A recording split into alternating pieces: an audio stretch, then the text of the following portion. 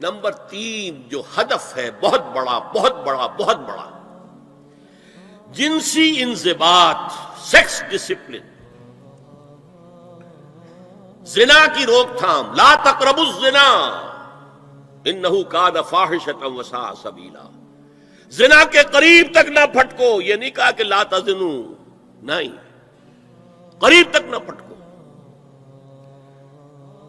جیسے کہ یہ فیصل آباد کا ہمارا گول چکر ہے اور 8 بازار آ رہے ہیں، اب کوئی سرکاری پروگرام یہ ہے کہ اس گول چکر تک، چوک تک کوئی بھی جلوس نہ پہنچے، تو 8 بازاروں کو بند کرو گے نا۔ لہذا دور دور تک اللہ تعالیٰ نے وہ حدیں لگا دی ہیں کہ زنا کی ترغیب نہ ہو، زنا کے راستے جو ہے وہ مسدود ہو جائیں۔ اور زنا کے بارے میں اب دیکھیے، یہ اس دور کی انٹلیکچول خیانت، ڈس آنیسٹی کا سب سے بڑا معاملہ ہے۔ جدید نفسیات کا بابا آدم مانا جاتا ہے فرائڈ، اور فرائڈ کے نزدیک انسان کے محرکات عمل میں سب سے زیادہ طاقتور، سب سے زیادہ پوٹنٹ سیکس ہے۔ مارکس نے قرار دیا پیٹ کو معاشی ضرورت، فرائڈ نے کہا نہیں، سیکس ہے اصل شے، اصل محرک انسان میں۔ یہاں تک کہتا ہے ایڈیپس کمپلیکس، باپ اگر محبت بھری نگاہ سے بیٹی کو دیکھ رہا ہے تو یہ بھی سیکس ہے، اور ماں اگر بیٹے سے محبت کر رہی ہے تو یہ بھی سیکس ہے۔ انا للہ و انا الیہ راجعون۔ ان کمبختوں کا اصل یہ معاملہ ہے کہ ایک شے پر نگاہ جم گئی تو سب کچھ اسی کے گرد گھما دیا، مطلب بات غلط نہیں ہے۔ Sexual motive one of the most important motives, no doubt about it. اگر یہ نہ ہو، اگر عورت میں مرد کے لیے اٹریکشن نہ ہو، اگر عورت کو مرد کی احتیاج نہ ہو تو تمدن ختم ہو جائے۔ کون شادی کا کھکیڑ مول لے گا؟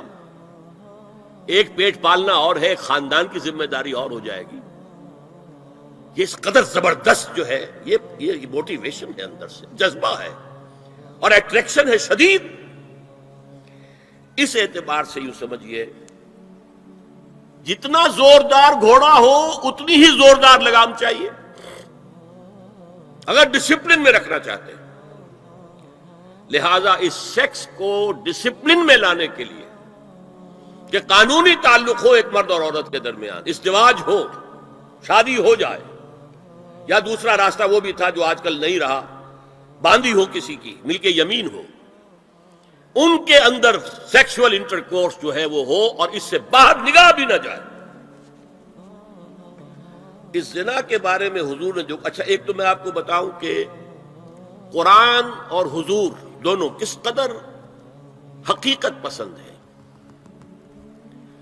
سورہ آل عمران میں فرمایا زُيِّنَ لِلنَّاسِ حُبُّ الشَّهَوَاتِ مِنَ النِّسَاءِ وَالْبَنِينَ وَالْقَنَاطِيرِ الْمُقَنطَرَةِ مِنَ الذَّهَبِ وَالْفِضَّةِ وَالْخَيْلِ الْمُسَوَّمَةِ وَالْأَنْعَامِ وَالْحَرْثِ۔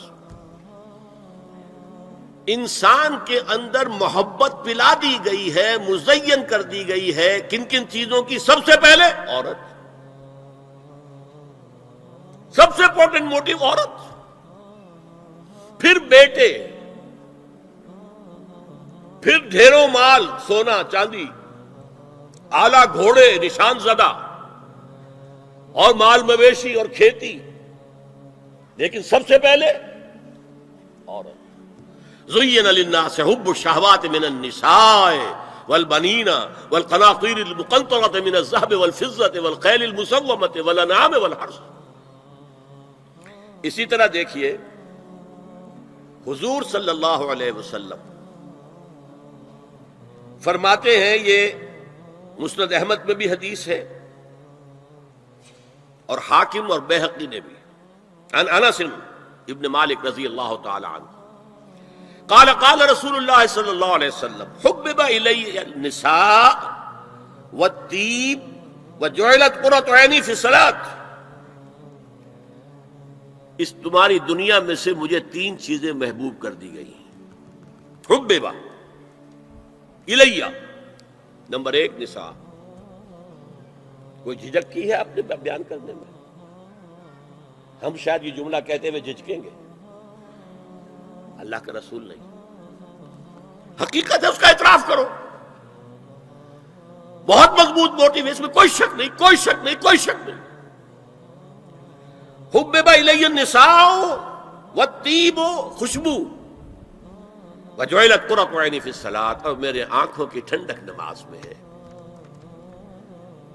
اسی طرح خود قرآن میں سورہ احزاب میں جب حضور سے کہا گیا کہ اب بس جتنی شادیاں ہو چکی تھیں آپ نے کر لی ہیں، اب آئندہ نہ کیجیے، وہاں بھی صاف الفاظ آئے ہیں. اللہ کو بھی واللہ لا یستحیی من الحق، اللہ کو حق بات کہنے میں کوئی حیا یا کوئی جھجک نہیں ہے.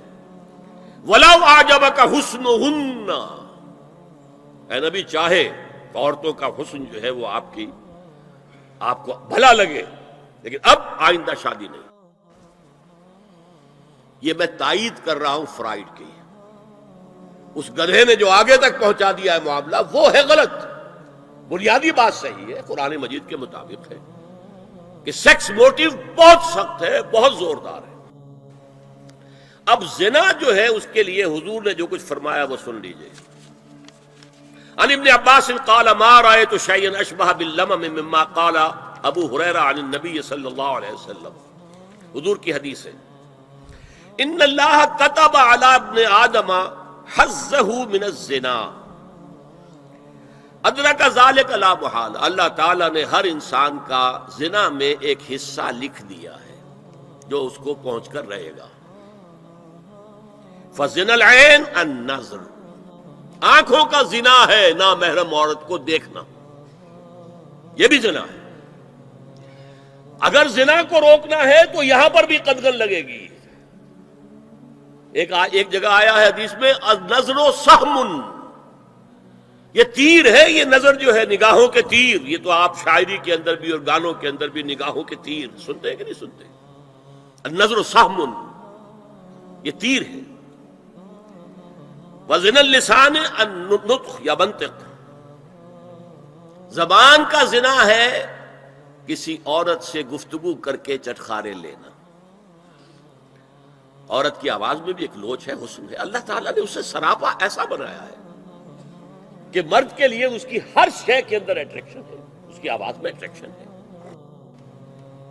والنفس تمنا وتشتہی، اور باقی رہ گیا نفس، وہ تمنا کرتا ہے کہ اب میں اس سے آگے بھی بڑھوں اور زنا بھی کر لوں.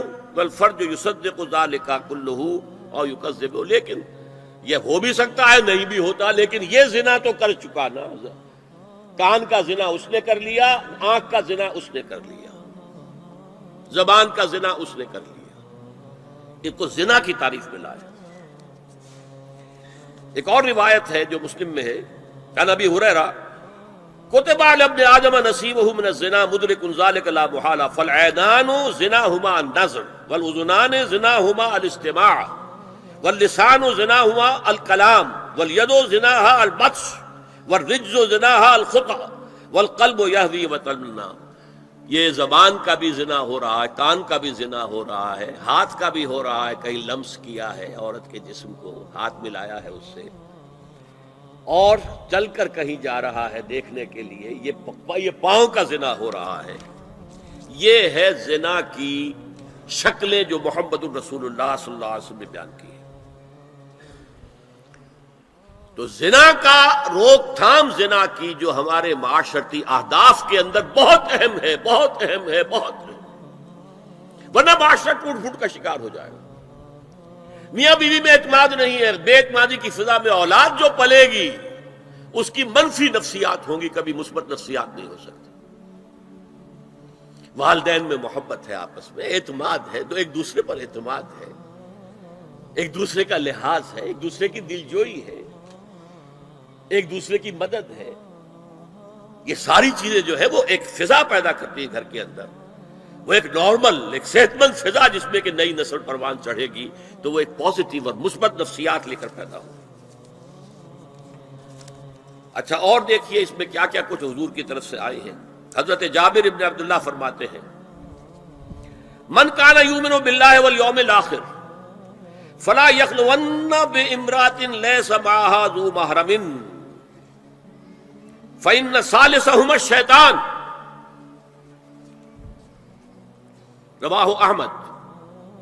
دیکھو جو شخص بھی اللہ پر اور یوم آخر پر ایمان رکھتا ہو وہ کبھی کسی اجنبی عورت کے ساتھ خلوت میں نہ رہے، ملاقات نہ کرے جس کے ساتھ کہ اس کا کوئی محرم شامل نہ ہو۔